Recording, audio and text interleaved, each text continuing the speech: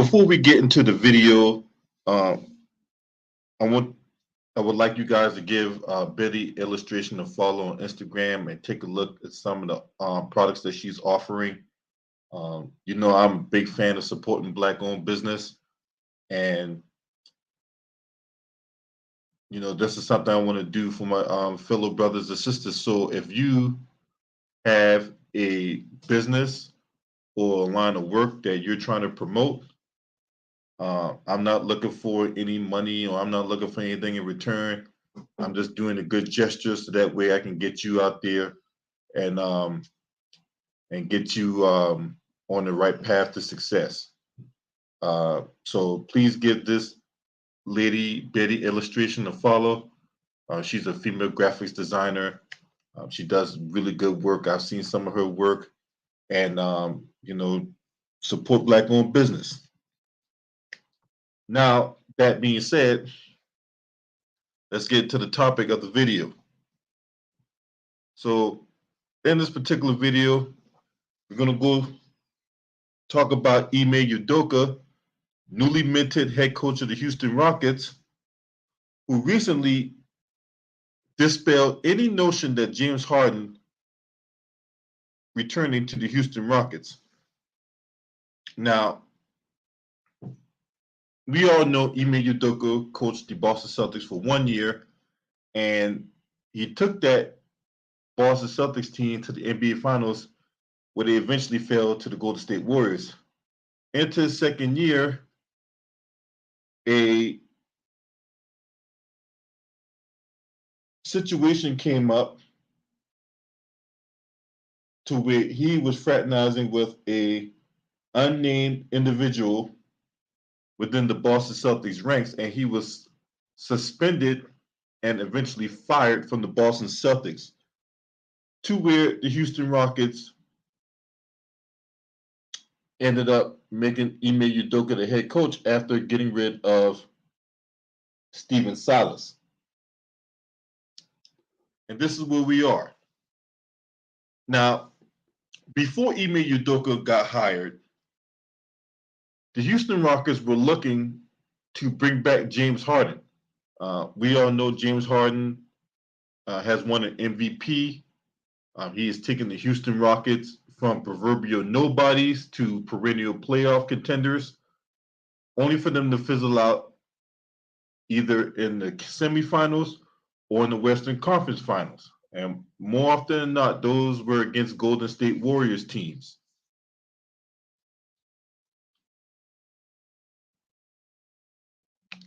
Had a nasty divorce when Mike D'Antoni was let go and Stephen Silas was brought in. James Harden, for all intents and purposes, forced his way out of Houston, got traded to Brooklyn, then forced his way out of Brooklyn on to Philadelphia. Now it looks like he is on his way out of Philadelphia after opting into his player option. But one destination he will not be going to is back to the Houston Rockets, because Ime Udoka shut all of that down. Ime Udoka shut all of that down. And justifiably so. Right? James Harden been in the league a long time. He's been in the league a long time. I think he is the active player with the most playoff wins without an NBA championship. I think that number is around 85. Me personally, if he went back to the Houston Rockets, it would destroy that team. He would single-handedly destroy the Houston Rockets, in my opinion. Now, if you disagree with that, by all means, disagree with it.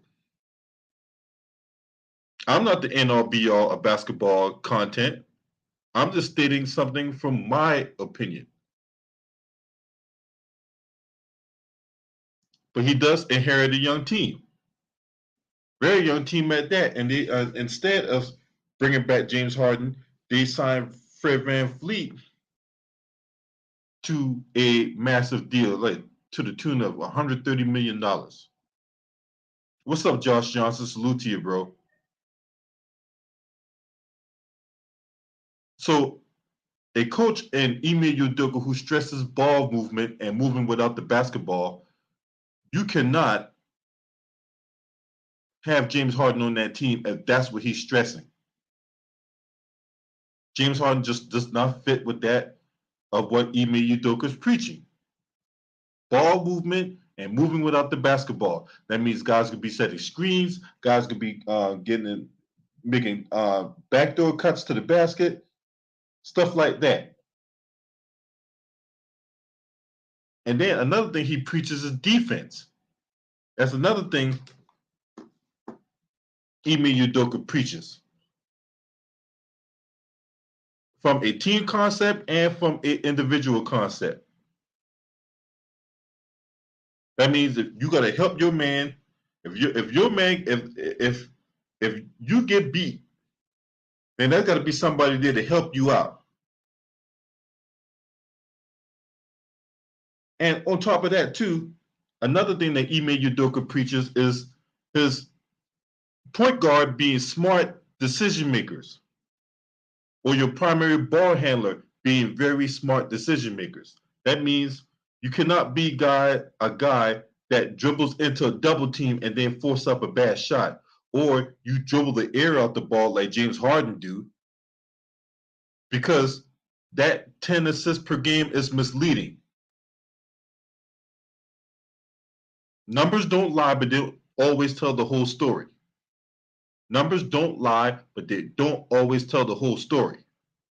Because, yeah, that 10 assists a game looked good, but he got that ball in his hand a lot.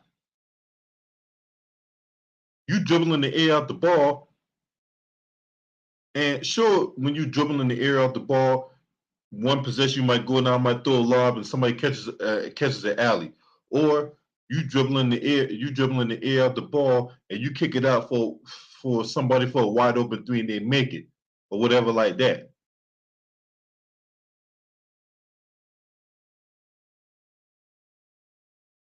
That style of play just will not work with Ime Udoka.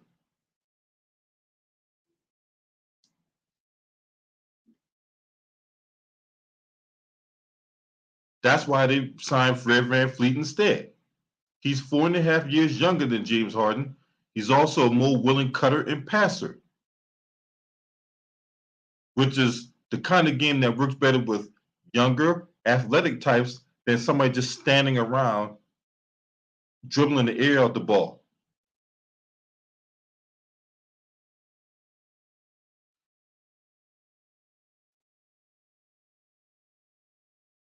So that's why Ime Udoka is not interested in the James Harden reunion. And then, on top of that, you got to look at the off-court activities as well. Now, typically, nobody should care what you do off the court, as long as it doesn't affect what you do on the court.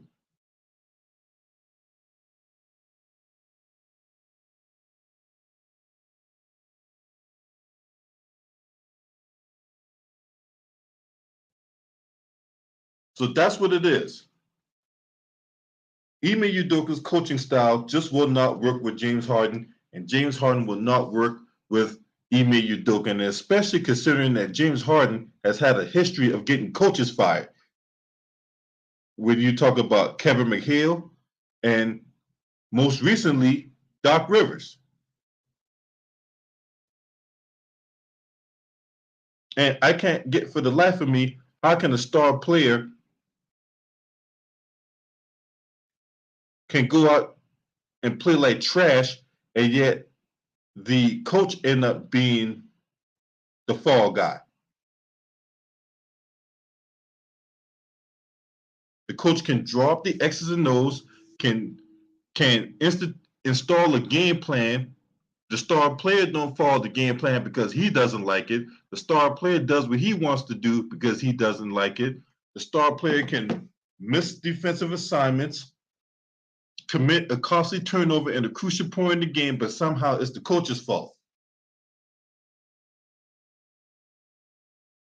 And then when that coach develops some stones about him and takes out the star player, then you got the media and you got these dimwits, dunderheads, donuts, and dodo birds on social media sitting up there asking these questions like, well, why did they take out the star player during this crucial moment of the game?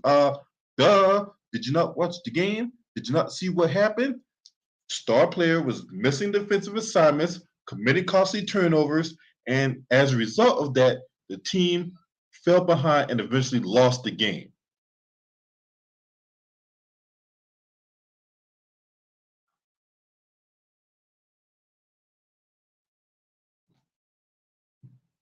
And this is where we are. You think Ime Udoka want to put up with that? You think Ime Udoka want to put up with a guy like James Harden that's going to sit there, dribble the air out the ball, and when guys is cutting and guys are not getting the ball, guess what guys are going to stop doing? They're going to stop cutting. They're going to stop playing defense. They're going to do their own thing. We all done that before at one point or another. We on the basketball court and we over there getting cutting to the basket, and you get that one guy on the team. All he wants to do is shoot. He don't want to pass the ball, but yet he trying to tell everybody else that they need to pass the ball to him, or he don't play no defense. His man's beating him to the basket every time, but yet he telling everybody else to play defense. That's the kind of dude I perceive James Harden to be. And that's the kind of dude that Ime Udoka do not want on his team. So good on Ime Udoka for having a backbone. Because you have a lot of individuals out there that will sit up there and say, well, Ime Udoka, he should be grateful that he's getting this opportunity because, I mean, not many people get this opportunity to coach after, what Ime Udoka did, but what Ime Udoka did wasn't illegal. It might have been immoral, might have been unethical, but it wasn't illegal.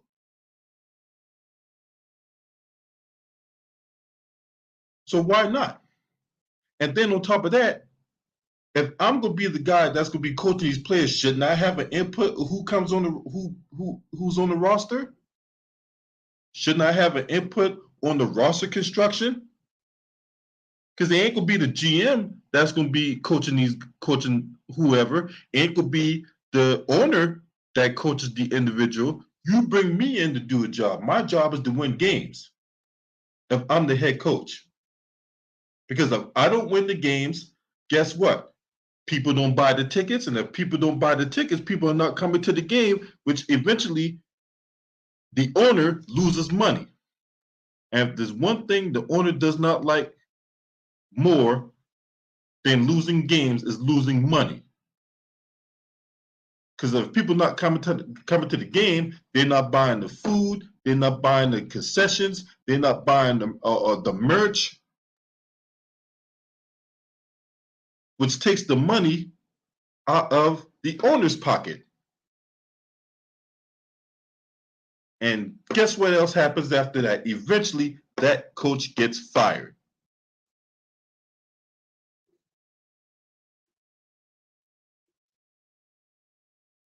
So if I'm a head coach and you expect me to go out there with the talent that I have to win a game or to win games and eventually get this team to the playoffs, then I need to have input on the roster construction. And it's not like these coaches and these GMs and these guys who does the analytics and all that. It's not like these guys don't have the data or the background on these individuals. So of course the coach gotta have an idea of what fits his vision, his coaching style.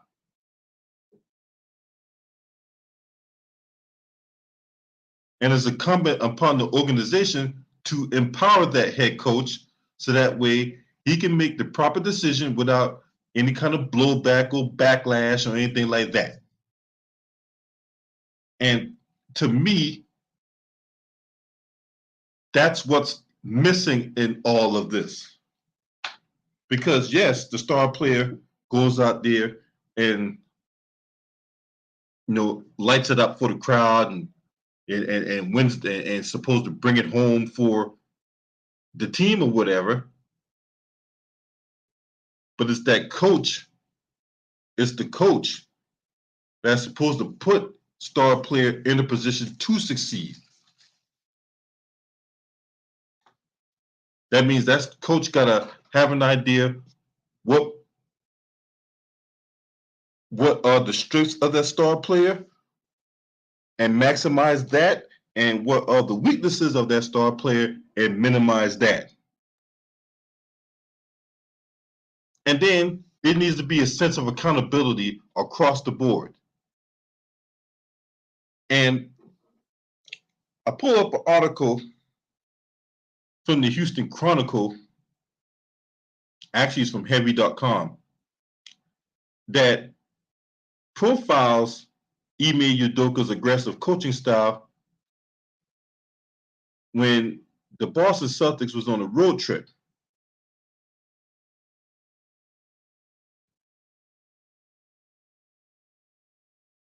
He was on a road trip, and he basically called out the Jaylen Browns and the Jason Tatums and the Robert Williams, the Time Lord.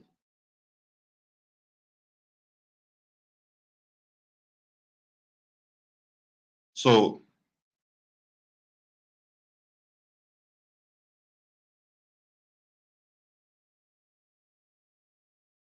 I'm gonna read this article here, right? I appreciate everyone for listening to this video. Make sure you hit that like button, support the channel. If you feel like you're in a giving mood, there's my Cash App, there's my PayPal. So this was last year, back on January 1st, where this article coming from heavy.com was written, and it talks about Ime Udoka's intense coaching style. When the Boston Celtics were searching for a new head coach, it was clear that they wanted a fresh voice. Multiple sources close to the players said several members of the locker room were welcoming a coaching change, noting that Brad Stevens did not appear to hold key players accountable. So when Ime Udoka was hired, he was tasked with being more vocal. He challenged players publicly, showed flashes of intensity on the sidelines, made sure to not hold anything back. Hey, Susie Q, what's up, my sister? Salute to you. Mwah.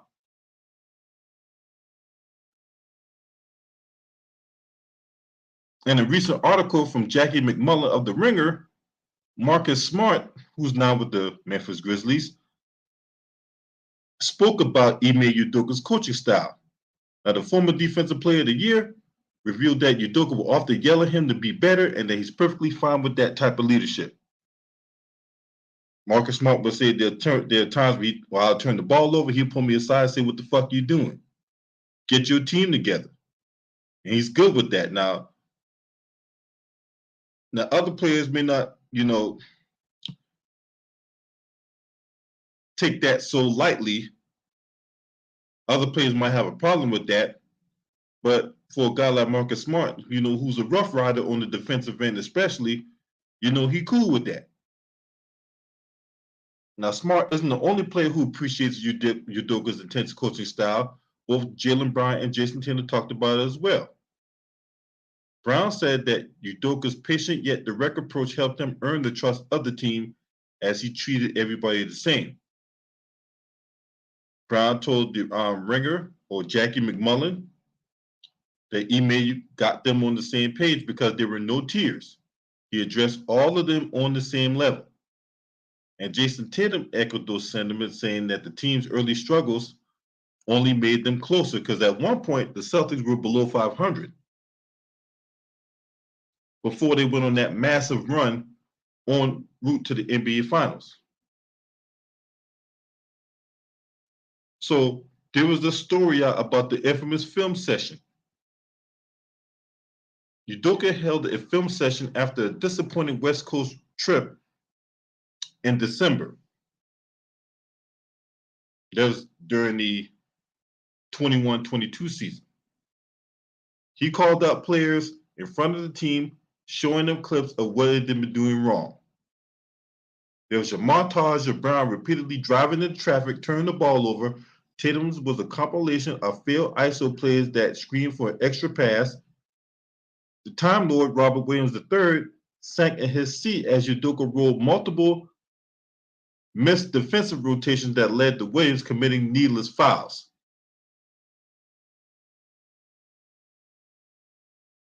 However, according to assistant coach Damon Stoudemire, now Damon Stoudemire is not with the Boston Celtics anymore. He left to take a head coaching job at Georgia Tech.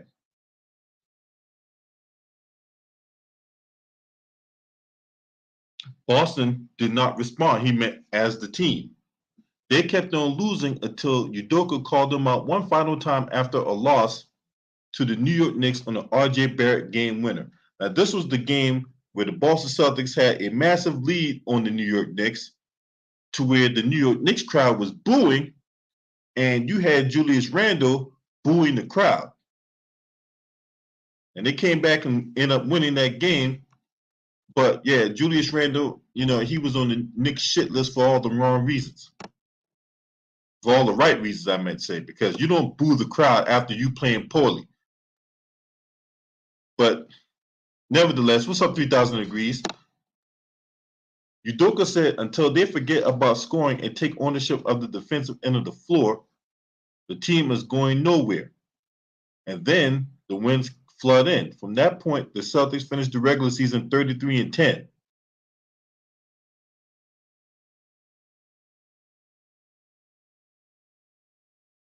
So that tells you right there that Ime Udoka preaches defense. And I think the Houston Rockets are going to be a better defensive team because one thing about Ime Udoka stresses about defense is that you have to have the effort. What's up, RG Titan? Salute to you. It's all about effort. It's not about anything else outside of that. When you're on that floor and you're on the defensive end, you got to have that mentality that, look, you are not going to beat me. That means you have to be in a position, you have to move your feet, understand the tendencies of the guy who's holding the ball. And don't fall into pump fakes or anything like that that's going to cause an unnecessary whistle by the ref. On defense, you have to move your feet. You're not reaching, gambling because you got beat. You're not doing none of that. You have to move your feet and keep the man in front of you. Especially when you got these guys that can do all these types of dribbles and yet they still don't go anywhere. So I believe the Houston Rockets are going to be a better defensive team from an individual and a collective. And you heard it here first. You're not going to hear this nowhere right now in July. Now, I accurately predicted that the that the Sacramento Kings was going to make the playoffs last year. I'm going to go on record right now on July 8th, 2023. I'm going to go on record. You can stamp it. You can deliver this to the postman. The Houston Rockets will make the playoffs next year. Bank on it. Bank on that. You heard it here first. You ain't heard it nowhere else. The Houston Rockets will make the playoffs next season.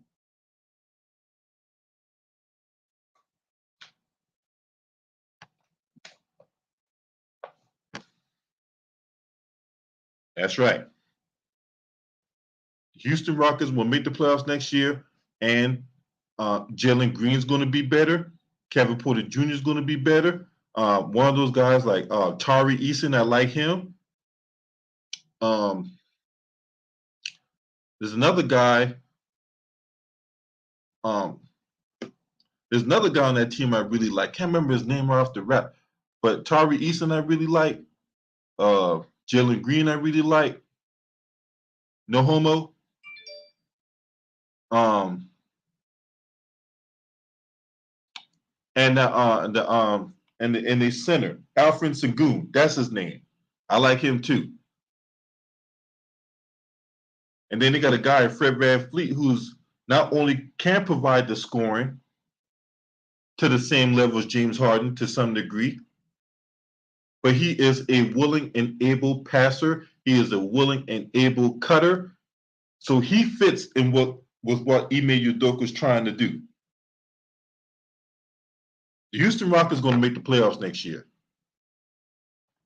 They're going to make the playoffs last year. They're young. They're athletic. They can run with anybody. Now, I don't think Ime Udoka is going to have them run, per se, because I believe Ime Udoka wants his guys to commit themselves on the defensive end. So this is going to be more of a half-court team. Yeah, there'll be some spurts where they'll get out and run on in transition and all that, but for the most part, this is going to be a half-court team. He's going to want to limit the transition buckets because the Rockets last year, while they were a great offensive rebounding team, but when it came to limiting transition points, this team was horrific in doing that. So that's one area that Ime Udoka is going to focus on outside the aforementioned defense and ball movement and moving without the ball.